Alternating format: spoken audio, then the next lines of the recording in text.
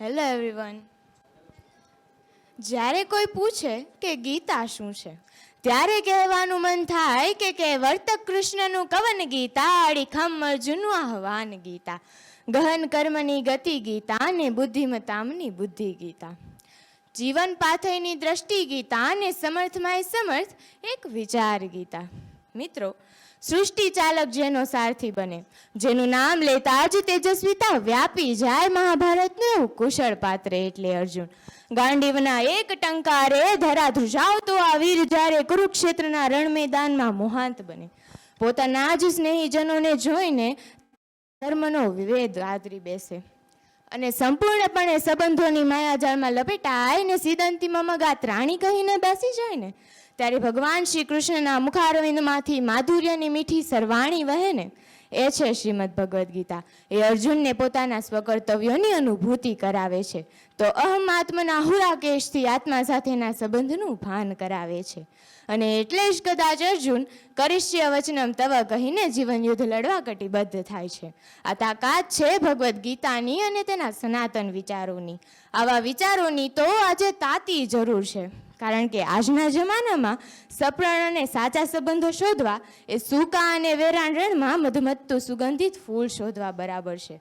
ત્યારે કડવું છતાં સત્ય સમજાવતી એક પંક્તિ કહેવાનું મન થાય કે અહીં કોણ ભલાને પૂછે છે, અહીં કોણ બુરાને પૂછે છે, આ તો મતલબથી છે નિસ્બત બધાને, અહીં કોણ ખરાને પૂછે છે, નીચું વ્યક્તરને અહીં કોણ ફૂલની દશાને પૂછે છે, નીચું વ્યક્તરને અહીં કોણ ફૂલની દશાને પૂછે છે, આ તો ઝુકાવે છે સંજોગ નહીતર, આ તો ઝુકાવે છે સંજોગ નહીતર, અહીં કોણ ખુદાને પૂછે છે. સ્વાર્થ ઘેલી આ દુનિયામાં ભાઈ ભાઈ વચ્ચે સંપત્તિની ખેંચતાણ થાય છે, ત્યારે રામ અને ભરતનો સિંહાસન આપવા માટેનો મીઠો ઝઘડો ક્યાં કોઈને દેખાય છે.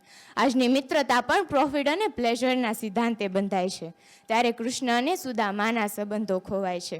આજે પાત્ર જોઈને પીરસે એવા ગુરુ અને શિષ્યતા ભૂલેલા શિષ્યોમાં રામદાસ અને શિવાજીના આદર્શો ખોવાય છે. ઘરની બહાર તો માતૃછાયા અને પિતૃછાયા, પરંતુ ઘરની અંદર માતા પિતાની છાયા ન આવે એની કાળજી લેવાય છે. કહેવાય છે કે એકતામાં અવિનાશી શક્તિ હોય છે, પરંતુ આજે તો વસુધૈવ કુટુંબકમની ભાવના જ ખોરવાઈ ગઈ છે. ભાષાવાદ, કોમવાદ, સામ્રાજ્યવાદ, આ બધાથી ચિત્રે હાલ થઈ ગયેલા વિશ્વને જરૂર છે ભગવદ્ ગીતાની. પરંતુ આય અને માયના કેફેટેરિયામાં અટવાયેલો માણસ વિચારોની આ ગીતાને ખોલવા તૈયાર જ નથી, અને એટલે જ કદાચ આજનો માનવી દાનવી બની ગયો છે. નષ્ટો મોહ સ્મૃતિર્લબ્ધા ત્વત પ્રસાદા નયાચ્યુત સ્થિતોસ્મિગત સંદેહ કરિષ્ય વચનમ તવ. ભગવદ્ ગીતામાં અર્જુનનો અંતિમ સંવાદ છે કે તમારા ગીતારૂપી જ્ઞાનથી મારો મોહ દૂર થયો છે અને હવે હું કર્મ કરવા કટિબદ્ધ છું. વાસુદેવના આ વચનો આજે પણ એટલા જ ઇફેક્ટિવ છે જેટલા પહેલાં હતા, કારણ કે વિચારો પોતાના શાશ્વત છે, સ્થળતાના બંધનો તેમને સ્પર્શતા નથી. વિષાદ એક વ્યક્તિનો હોય કે પૂરા વિશ્વનો, એને દૂર કરવાનો સરળ અને સહજ માર્ગ એ ભગવદ્ ગીતા છે. પરંતુ આજનો માનવી તો ગીતાને ગોખલે ગોઠવીને પોતાના સવાલોના જવાબ ગૂગલ અને ચેટ જીપીટીમાં શોધવા નીકળે છે, અને એટલે જ કદાચ સુખમાં છકી જાય છે ને દુઃખમાં ડરી જાય છે. નથી સુખમાં મન મૂકીને હસી શકતો કે નથી દુઃખમાં દિલ ખોલીને રડી શકતો. ઢાળ આવે તો ઢળી જાય છે ને પથ્થર આવે તો પડી જાય છે, કાં તો પંખે લટકી જાય છે ને કાં તો પાટે પડી જાય છે, અને કાં તો ઝેર ગટગટાવીને પ્રભુ પ્રસાદ સમાન જીવનનો દુશ્મન બની જાય છે. આજનો માનવી બીજાના પર જ આશા રાખે છે, અને એ જ આશા છેવટે નિરાશાનું રૂપ ધારણ કરે છે.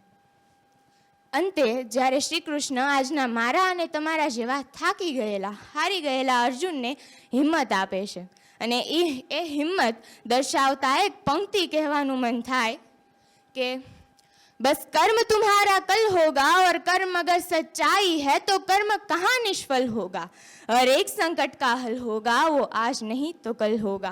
लोहा जितना तपता है उतनी ही ताकत भरता है, सोने को जितनी आग लगे वो उतना खूब चमकता है, हीरे पे जितनी धार लगे वो उतना प्रखर निखरता है, मिट्टी का बर्तन तपता है तब धुन पर खूब खनकता है. सूरज जैसा बनना है तो सूरज जितना जलना होगा, नदियों सा आदर पाना है तो पर्वत छोड़ निकलना होगा, और हम आचार्य के बेटे हैं, क्यों सोचे राह सरल होगा। कुछ ज्यादा वक्त लगेगा पर संघर्ष जरूर सफल होगा। हर एक संकट का हल होगा, वो आज नहीं तो कल होगा। અને અંતે હું માંગુ છું કે મારી પાછળ પાછળ તમે આ બે પંક્તિઓ દોહરાવો. मन के जीते जीत है, मन के हारे हार,